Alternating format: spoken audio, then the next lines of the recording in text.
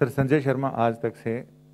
मेरा सवाल ये है कि अभी बहुत दिनों से कहा जा रहा है कि थर्ड वेव में बच्चे ज़्यादा प्रभावित होंगे उससे, लेकिन अभी पेडियाट्रिक्स एसोसिएशन ने ये कहा है कि ये बिल्कुल भी तथ्यों पर आधारित नहीं है और बच्चों को इससे कोई खतरा नहीं होना चाहिए, इसलिए लोग पैनिक ना करें।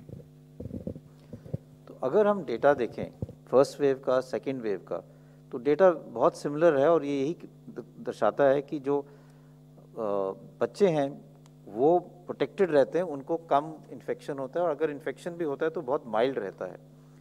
और ये वायरस तो वही है, वायरस तो चेंज नहीं हुआ है, तो इसलिए ऐसा कोई लक्षण, ऐसा कोई इंडिकेशन नहीं है कि जो थर्ड वेव है उसमें बच्चों में ज़्यादा होगा।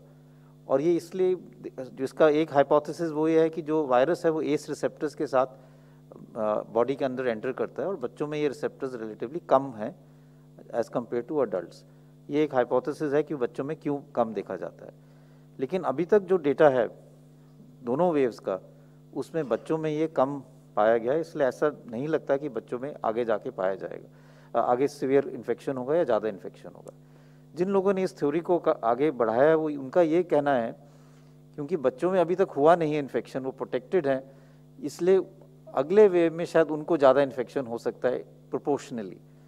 लेकिन इसमें कोई अभी तक एविडेंस नहीं है कि बच्चों में सीवियर इन्फेक्शन होगा या उनको ज़्यादा केसेस उसके आगे वाले वेव में पाए जाएंगे।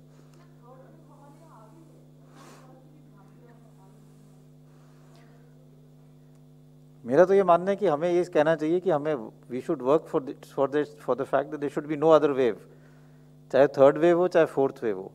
और जो हमने पिछले 2 वेव से सीखा है उसी को हम आगे लेके अगर जाएंगे तो हम और किसी वेव को आने नहीं देंगे, अगर आएंगे तो उसको हम ज़्यादा बड़ा नहीं होने देंगे। वायरल इन्फेक्शंस में there is always waves which come, sometime उनका सीजनल वेरिएशन होता है जो हम इन्फ्लुएंजा में देखते हैं कि मानसून में केसेस बढ़ जाते हैं फिर कम हो जाते हैं, फिर विंटर मंथ्स में बढ़ जाते हैं, फिर समर में बिल्कुल कम हो जाते हैं। तो कई वायरल इन्फेक्शन हैं जो रेस्पिरेटरी वायरल इन्फेक्शन जो with that come in waves, and Covid is also come in waves. But the issue is कि हमें हर दफ़ा यही देखना चाहिए कि अगली वेव को हम आगे जो भी हमने पहले वेव से सीखा है उसको हम आगे इम्प्लीमेंट करें जिससे आगे वेव्स ना बढ़े। But they will be waves which will come to some extent. We must work to make sure that they don't happen or they're minimum. Ma'am, इससे पहले इस